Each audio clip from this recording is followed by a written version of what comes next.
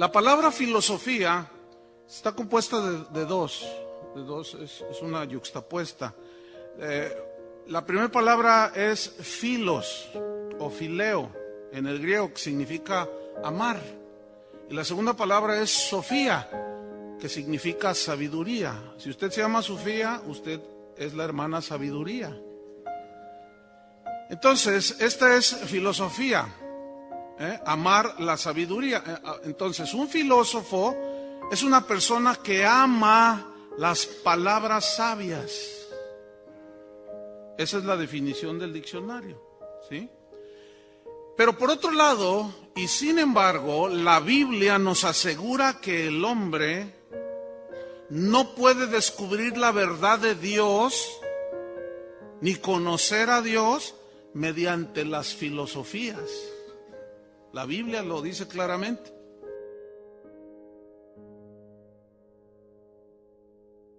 ¿Qué es el empirismo? Según el diccionario, el empirismo es la filosofía, ponga atención, o el pensamiento, los razonamientos que consideran la experiencia personal vivida como el criterio o la norma para alcanzar el conocimiento de las cosas. Y aún algunos dicen que el conocimiento de Dios. El empirismo considera la experiencia repetida como la verdad.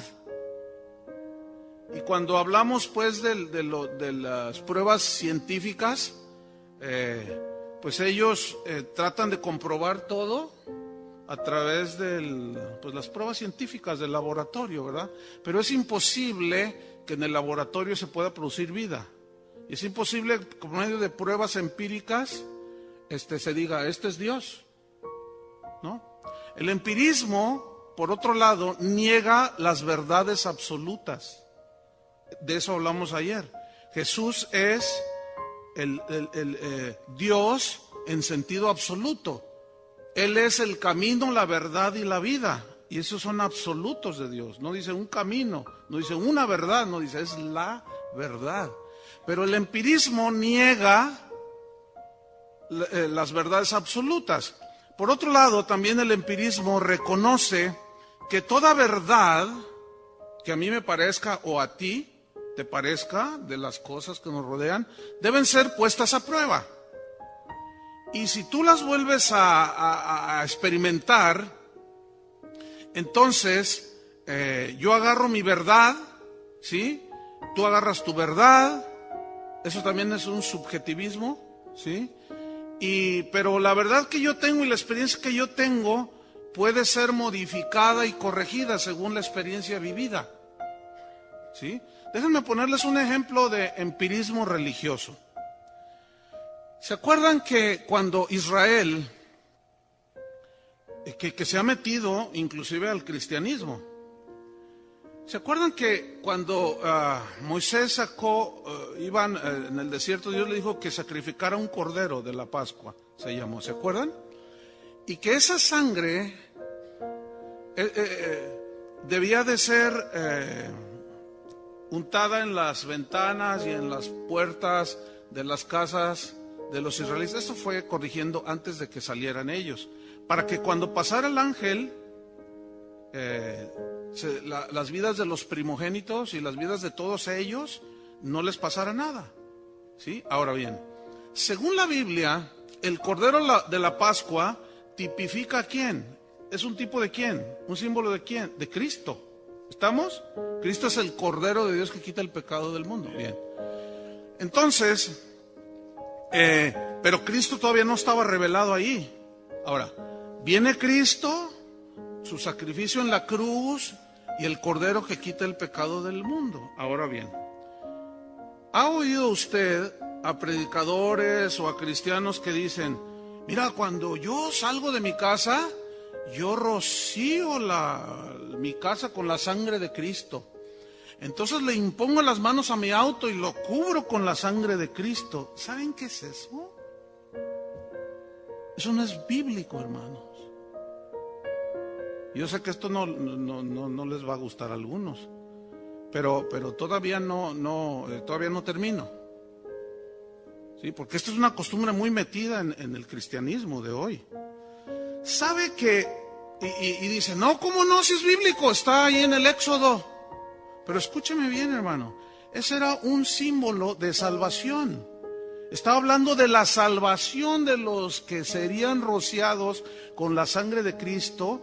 El único propósito que tiene la sangre de Cristo, escúcheme bien, es perdonar y limpiar los pecados. Ninguna otra aplicación. Alguno dirá, pero en Apocalipsis dice que los han vencido por medio de la sangre del Cordero.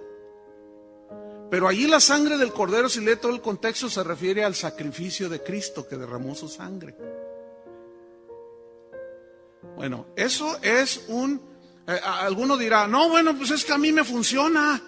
Yo cubro todos los días con la sangre de Cristo mi auto y yo nunca he chocado. Disfrutar y vamos a volver íntegro, Nítido. física y espiritualmente. Heavy. Si nosotros nos cubrimos con la sangre de nuestro Señor Jesucristo, amén. Disfrutar y vamos a volver íntegro, Nítido. física y espiritualmente. Heavy. Si nosotros nos cubrimos con la sangre de nuestro Señor Jesucristo, amén.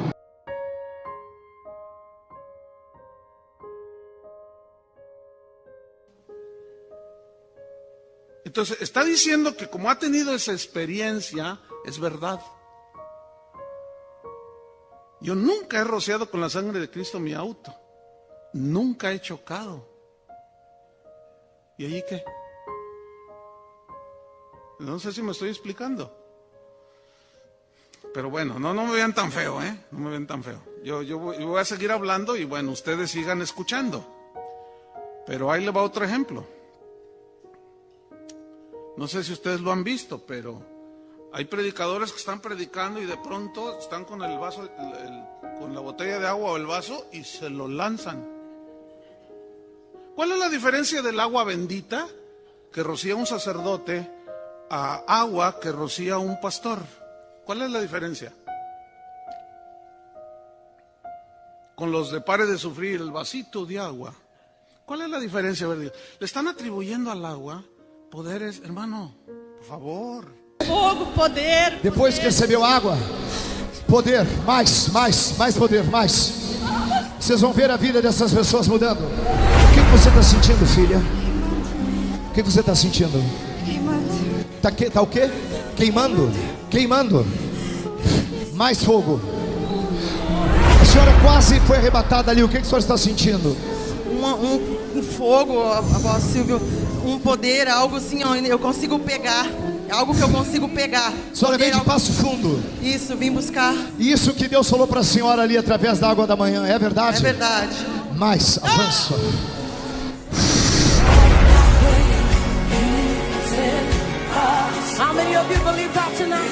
Mais de 11 horas da noite, as pessoas sendo livres.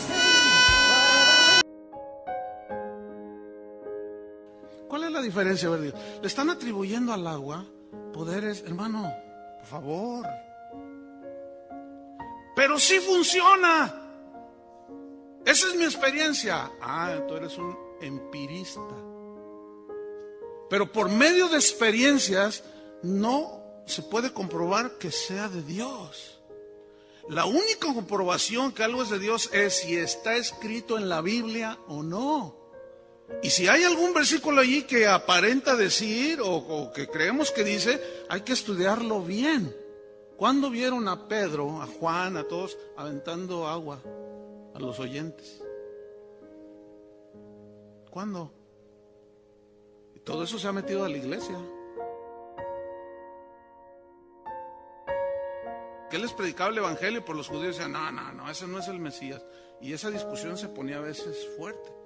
Pero no solo con los judíos y piadosos discutía, y en la plaza también cada día con los que concurrían. Allí ya estamos hablando de la plaza pública, donde los filósofos se paseaban, donde la gente, mira, ahí va fulano de tal, ese se ganó un Grammy.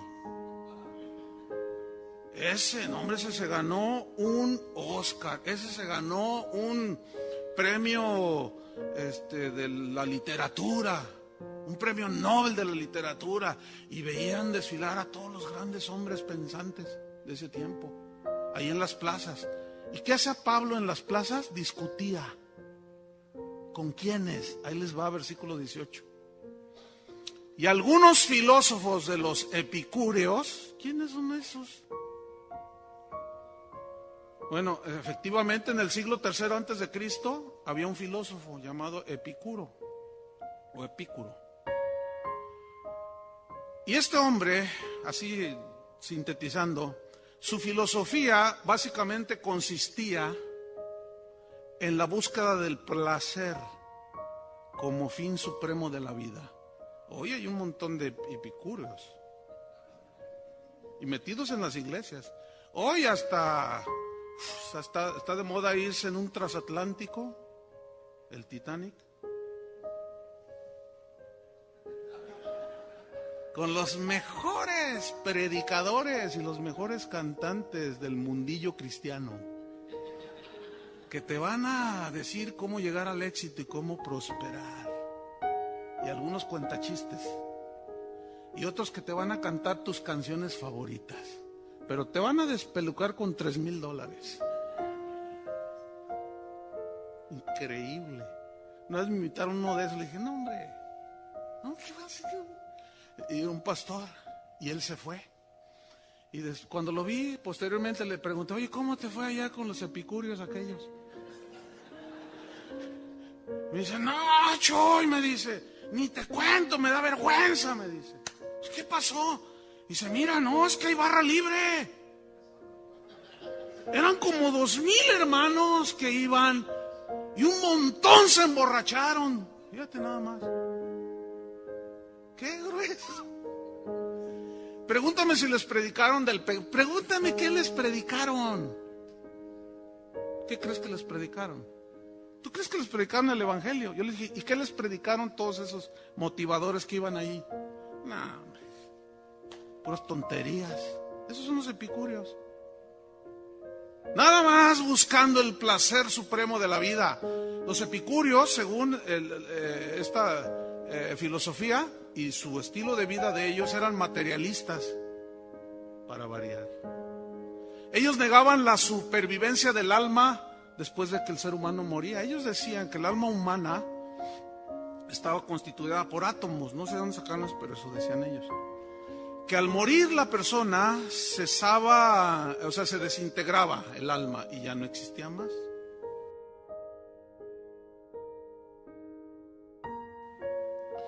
Entonces, podemos concluir en este punto que dos enemigos con los cuales siempre ha contendido el cristianismo es contra el placer de la carne y el orgullo, ¿sí o no?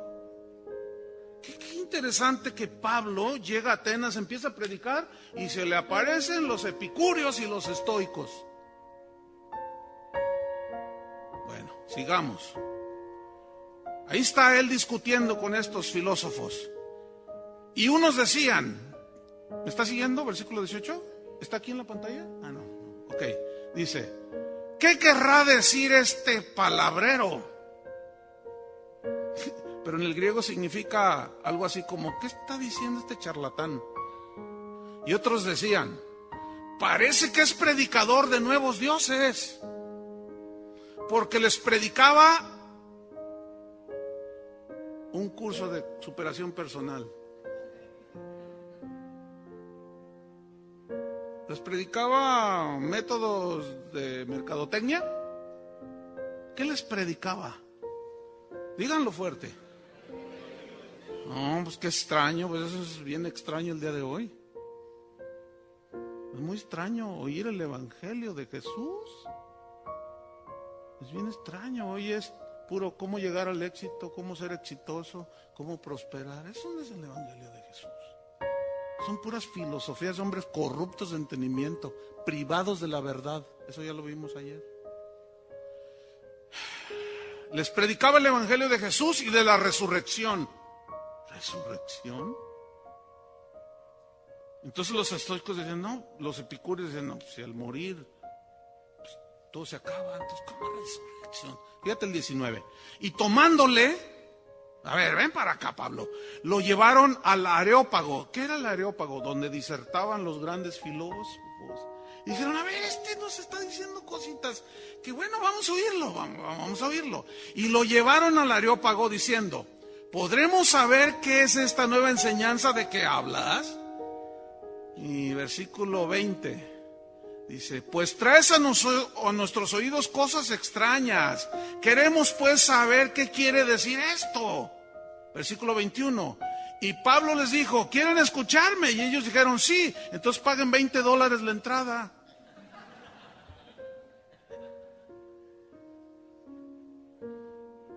Qué increíble, ¿no? Lo que se ve hoy. Increíble. Si no es porque pues, lo ves hasta anunciado. Pero así está el cristianismo de hoy, fíjate. Y Pablo dice, versículo 21, porque todos los atenienses y los extranjeros residentes allí en ninguna otra cosa se interesaban, sino en decir o en oír algo nuevo.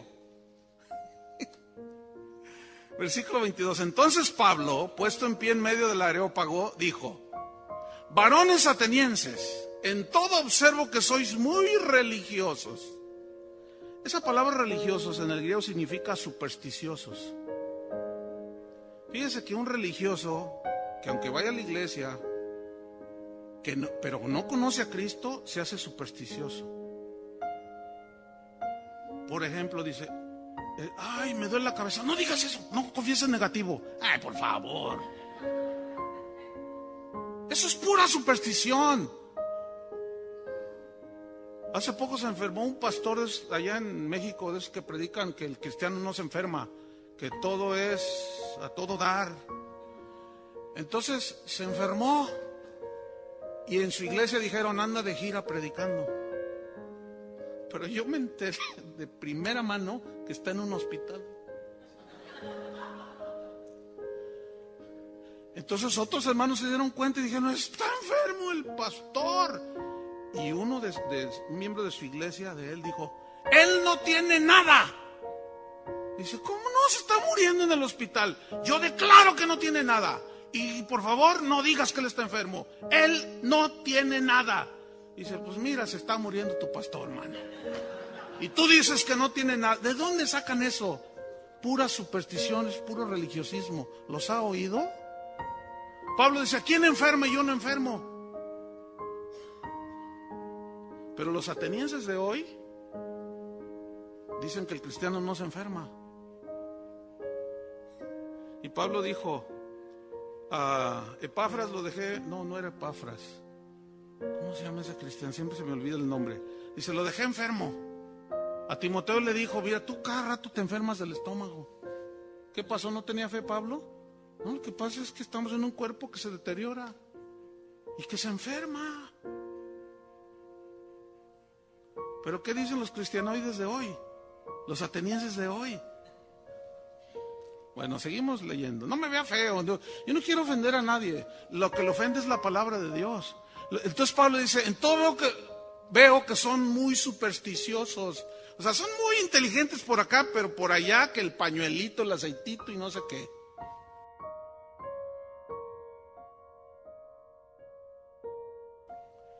No, porque hay cada filósofo metido en la iglesia. Increíble, hermano.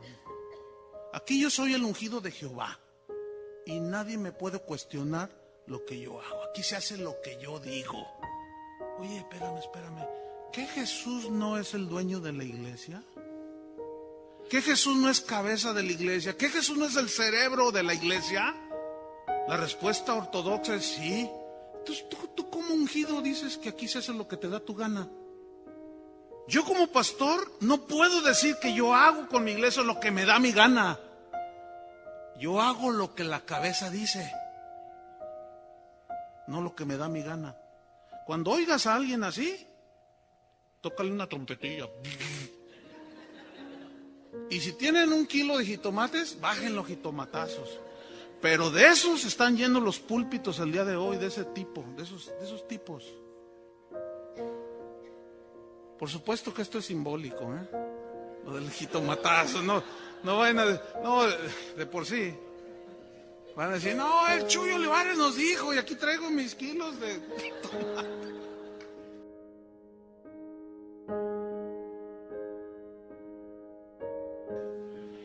Entonces, me quedan unos minutos para terminar.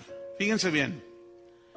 ¿Se acuerdan que hablamos de Colosenses que Pablo les está diciendo? No se dejen engañar por filosofías ni huecas sutilezas de los hombres. Ese fue nuestro texto. Ok, volvamos ahí. Resulta que en la ciudad de Colosas, los filósofos estaban acechando a la iglesia. Ellos estaban externando su sabiduría humana, el peligro acechaba. ¿Sí? Y Pablo les escribe a los colosenses atacando esas filosofías por medio de la palabra de Dios. En 1 Timoteo 6:20, Pablo le dio otra instrucción a Timoteo que también estaba asediado por eso. Y dice así, oh Timoteo, dice, guarda lo que se te ha encomendado, evitando las profanas pláticas sobre cosas vanas y los argumentos de la falsamente llamada ciencia. Aquí ciencia no se refiere a la ciencia como la química, la física, no. Se refiere, aquí la palabra ciencia es la palabra griega gnosis, que es el conocimiento filosófico. Dice, no, dice, desecha todo eso, dice. Y los argumentos de la falsamente llamada filosofía o conocimiento del hombre mundano. Ahora, viene aquí una pregunta. ¿Cuál fue el arma de lucha que Pablo tenía para contrarrestar las filosofías? La respuesta es la palabra de Dios. Él dijo en 2 Corintios 10:5, derribando argumentos y toda altivez que se levanta contra el conocimiento de Dios y llevando cautivo todo pensamiento a la obediencia de Cristo. ¿Qué tal? Esa palabra derribando significa demoler con violencia. Bardas construidas. Pero aquí son argumentos. ¿Qué es un argumento? En el griego es la palabra logismos, que significa razonamientos, pensamientos, ideas. Entonces, ¿qué decía Pablo? Nosotros vamos a derribar las ideas de los hombres cuya mente no es la mente de Dios. ¿Cómo los vamos a derribar? Con la palabra de Dios, derribando argumentos. Entonces la verdadera guerra espiritual es de ideas, es de pensamientos. El pensamiento de Dios contra el pensamiento del hombre y el de Satanás. La verdadera guerra espiritual no es vestirte de soldadito y empezar, yo ato al demonio del homosexualismo, yo ato al demonio del alcoholismo. Mira, en México tenemos a uno de los atadores más poderosos que hay, en Ciudad Juárez, y es la ciudad más violenta del mundo. ¿Sabían eso, no?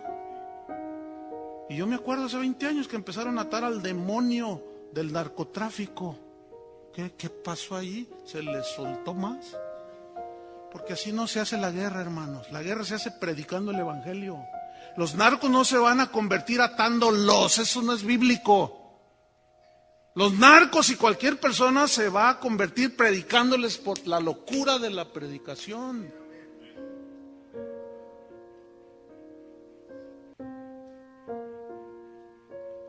No estoy enojado, ¿eh? ¿Qué dijo Pablo? Mirad que nadie os engañe.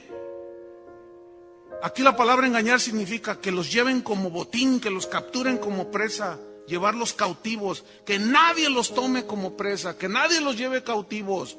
Por medio, estoy en Colosenses 2:8, que nadie los engañe, que nadie los lleve cautivos, por medio de filosofías y huecas sutilezas. Huecas sutilezas significa fraude en el griego. Huecas sutilezas en el griego significa pensamientos filosóficos acerca de Cristo, que son mentira. No se dejen engañar. El Cristo que hoy se está predicando no es el Jesús de la Biblia.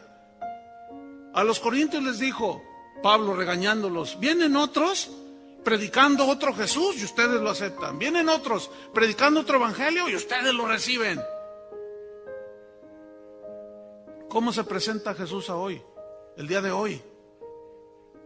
Allá en Guadalajara hicieron una campaña, entre comillas, con carteles por toda la ciudad y ponían una figura que se entendía que era Jesús con un iPod. ¿Oyendo a quién? ¿A Marcos Witt? ¿Oyendo a quién? Así lo pusieron. Y luego con una patineta. Y dicen, ¿qué es eso? No, es para que los chavos se identifiquen.